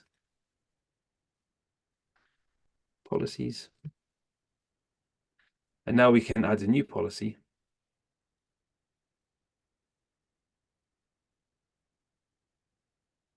We can select a merge request approval policy. And I'm going to fill out the details here as per the We're going to make a license policy. We're going to set the scan type to license scan. We're going to make sure that's fine on all protected branches. I think we can make that just default, actually. Okay, it's fine. We can say license status is both newly detected and pre-existing to make sure there's no historic in there. We want to see if the license is matching GPL version 3. We can select that, or we can select multiple.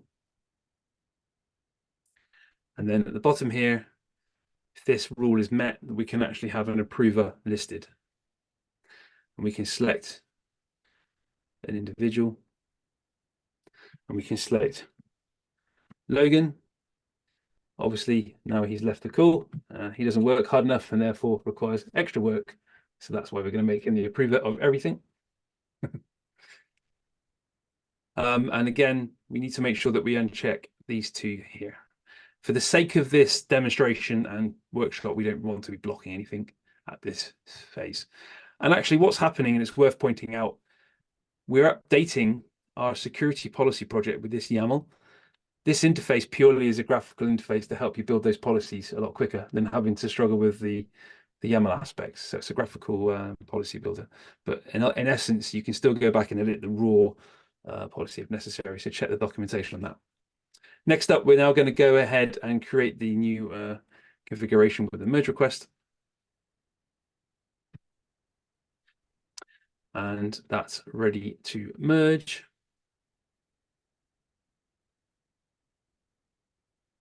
And once we've merged that into the main branch of the policy, it's now active. Any future changes in the live project will. And we can run a new pipeline for an MR and see it catch the licenses. So to do that, I'm going to have to go back to my group now. Go back to my actual application project.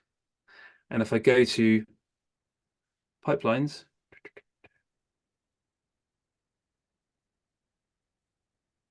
just widen the window a little bit. So there we go. And I can manually run a pipeline if I wish. I'm going to be brave. I'm going to run the main pipeline again. Why not? Just click on run pipeline, and that will now manually start the pipeline. And you can see that the compliance jobs are around the pipeline, and all my tests will kick off. Awesome. And then the waiting game again. Any questions? Nope. Give people a chance to type.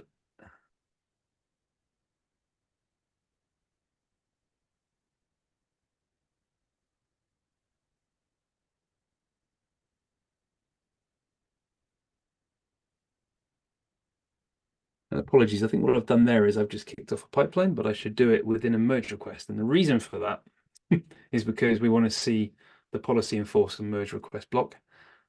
We can do that as well. That's fine. We can go back to our Tanuki Racer. We can go back to our open merge requests. We have one here.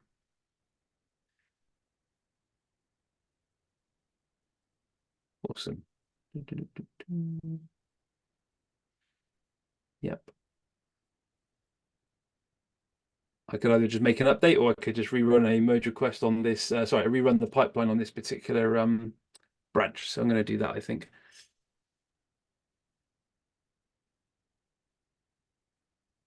Good question there from Michael about applying policies across multiple projects. And the answer is yes, correct. You can point the projects at you can create a framework and allow the projects to apply that framework. And we can definitely send you information about that. We can link that in. What am I doing? Sorry, I'm getting lost here. I'm going to go to build, pipelines, and start my test branch as well. May I jump on that one? Yeah, sure, Olivia. You can also, you don't necessarily need the compliance pipeline. You can also apply policies directly at the group level. Yes. So yes. all the projects that are within this group or within the subgroup of the group will inherit from the pipelines, the policies defined Yep. at the upper levels. Yep. Yeah. Anyway, sorry, I'm flicking between the menus, confusing everyone probably, but if I go back to pipelines, I want to run one for my merge request. And how I'm going to do that is by creating a new pipeline again. I'm going to do it on my test branch. This is the branch that I've got the MR open for. And if I start the pipeline here as well, that will start generating some results. And it's those results that will feed into the MR rule base. I'm going to leave that running. We can come back and check that in a minute for the sake of time. And we'll get back to the slides. But in essence, this is how you apply a merge request policy.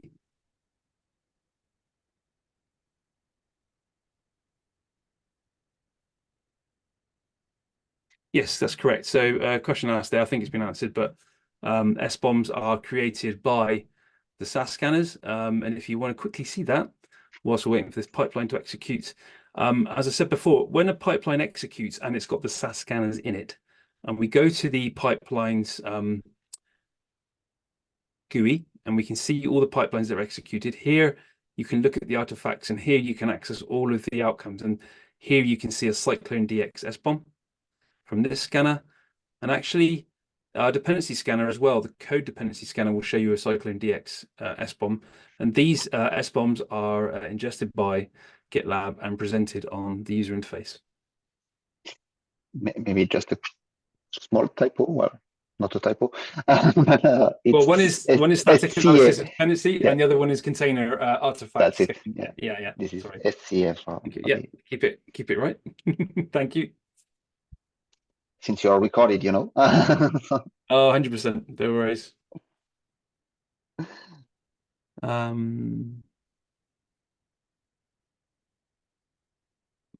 would the license compliance?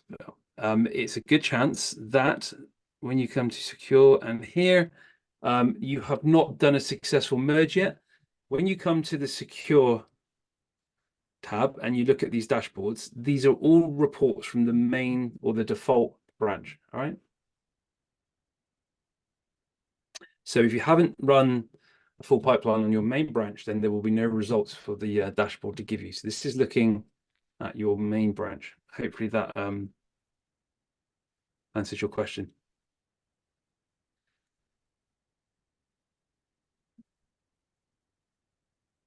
Regarding existing projects, yep.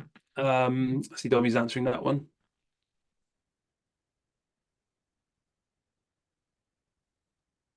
I was just asking for more context. Yeah, cool. No worries. It's all right, we're here to learn. We've got one more section left, which we'll go through in a minute. But yeah, feel free to interact here. There's some really good features that you may want to use. So it's good to ask now and we can talk about this. I'm going to go back to my MR and see what's happening whilst that's happening. Still executing.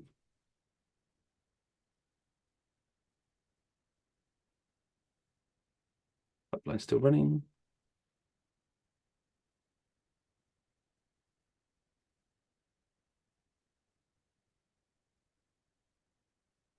Yeah, that's almost done. Okay, so what we do, let's move on to the next section. We can come back to the license policy enforcement.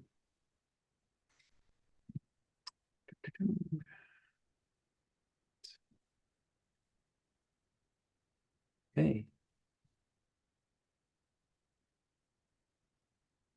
Brings us on to the last lap. Well, penultimate lap. We'll talk briefly about on-demand scans and audit events. So we're almost there at the end of the race, getting towards the end now. Well done, you're very patient. And here we are on lap 5. So now that you've managed to secure your application via the use of the compliance frameworks, you set up policies regarding licenses and vulnerabilities, and you've set up the scanners as well. So you've gone from very basic build project to a very comprehensive, secured and policy-based project. Auditors and CTO will be delighted. Now it's time. You can always double check, especially in worst case scenarios. So there's extra things we can do here. And we're going to cover some additional tooling that GitLab provides. Interesting report here that, there are links to this. You can go to our website and look at the DevSecOps 2023 survey. But interestingly enough, what we're seeing is that developers are reporting less vulnerabilities, but more supply chain attacks. And they are rapidly increasing as this is yet another vector. And as component software is more public, open source is allowing that. So it's the vector is very difficult to contain. But yeah, the point here is that this is a very rapidly growing area and it's concerning the industry. GitLab does provide a bunch of features to help you address the issue of software supply chain security. Obviously, from the source, your own source, you have the version control and protections and rules that you can put in place. You also have the dependency checking, and you're able to put license compliance and rules in place to prevent unwanted software coming into your production or main. From a build perspective as well, and we don't cover it here, but you can isolate your build environments and you can have release evidence as well. So your build artifacts can be attributed to release. And from release side, you can also set up secure tunnels, use DAST, which is dynamic application security, to verify running applications. And also there is the scanning, the scanning of the running application as well, whether it be API or just a basic web service. Awesome. And there's lots coming. We are looking at a number of interesting things happening. Build artifact attestation is already happening. I think it's release 16.7, so 2-3 months ago. We are able to use in toto style artifact attestation and also attestation of the runners themselves, so the environments were secure and also the conditions in which they were built. And this picture is going to be building very big this year. A lot of features coming, so watch this space. A little bit about on-demand dynamic analysis. We have a proprietary scanner which uses a browser to execute JavaScript, so we're able to simulate. I believe it's Selenium under the hood. It's all open source, of course, but we've orchestrated that. We also use API and FUDS testing to analyze APIs as well and inject requests and information.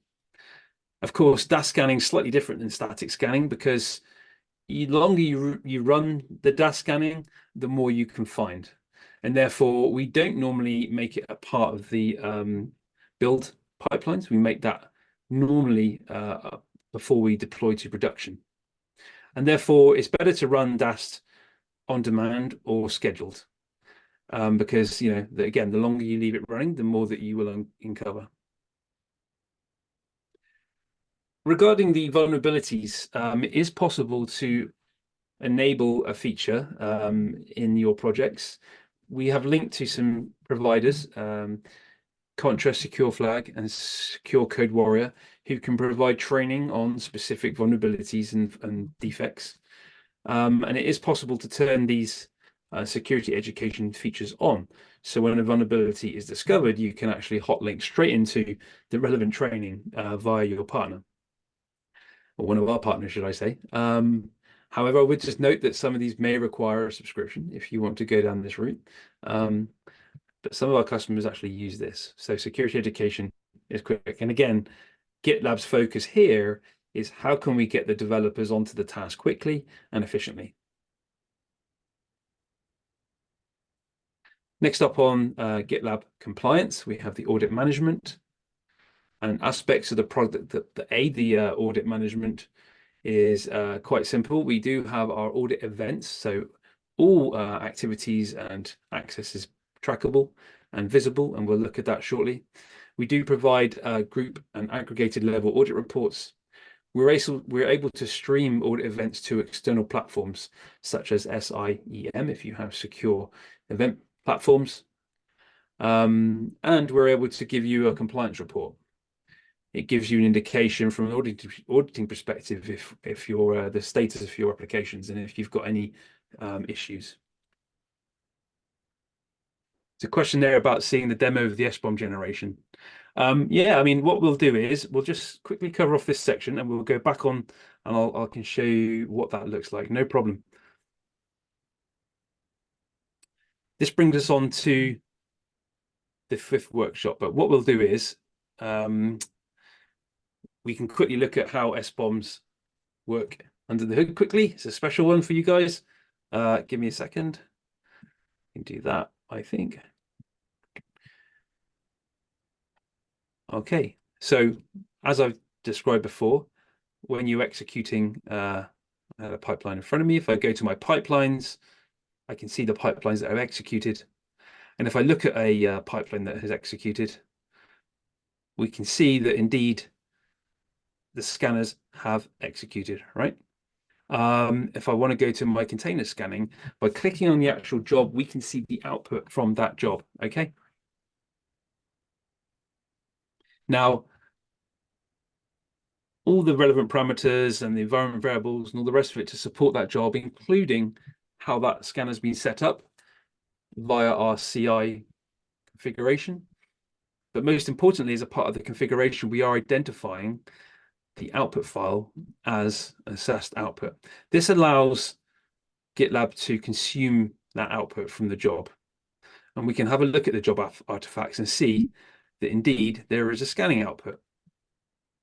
This is the raw output. This gets processed by GitLab once the job is completed and then is made available on your dashboards. Specifically for branches and merge requests, if I come onto that, I come to my merge requests and I dive into this merge request, the scanning and output specific to this branch will be available under that pipeline, and I can check the security tab. And under here are the output results process, so you can review the outcomes of this particular pipeline run for this branch, okay? If you come to the sidebar and go to your secure area and look at these dashboards, these are for your main and default branches. So these are this is your production branch, okay? So just be aware of that you may have pipelines that have run in separate branches may give you results. In fact, you would like to see the bad results in your branch-based pipelines and not on your main dashboard, right? Because they should never make it there if you've been setting your policies correctly and managing things well. There's a brief question there about Sarif. We currently don't support Sarif ingestion, but that's being investigated. And I do believe that our professional services do help integration with Sarif output formats if necessary. And for those that are not familiar, Sarif is an interchange format for security reporting or component reporting, and it allows scanners to talk to scanning report processes or management systems. But that's happening. The documentation for our format, the JSON SAST format, is available on the GitLab documents website. And yeah, it is quite easy to integrate with that if necessary. You can do your own integration work. Awesome. So I think we were going to have a look at our MR and just see how far it got with the license policy in place. It hasn't detected any new licenses, so I think we're good to go on that one, right? That's because I haven't put anything new in. That's fine. But here, at least you can see that the MR is blocking the fact that there was a secret still there. So that was from the previous exercise. I'm going to move on to the last exercise, the last lap exercise, which is the on-demand scanning.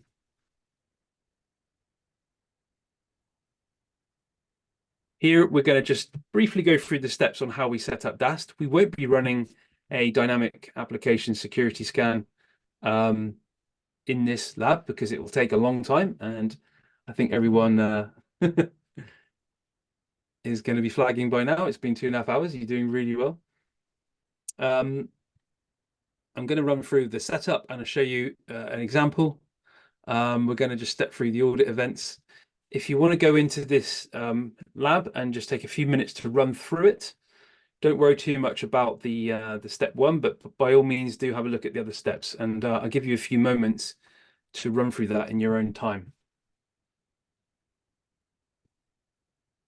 Cool, and of course, feel free to ask more questions. You have us.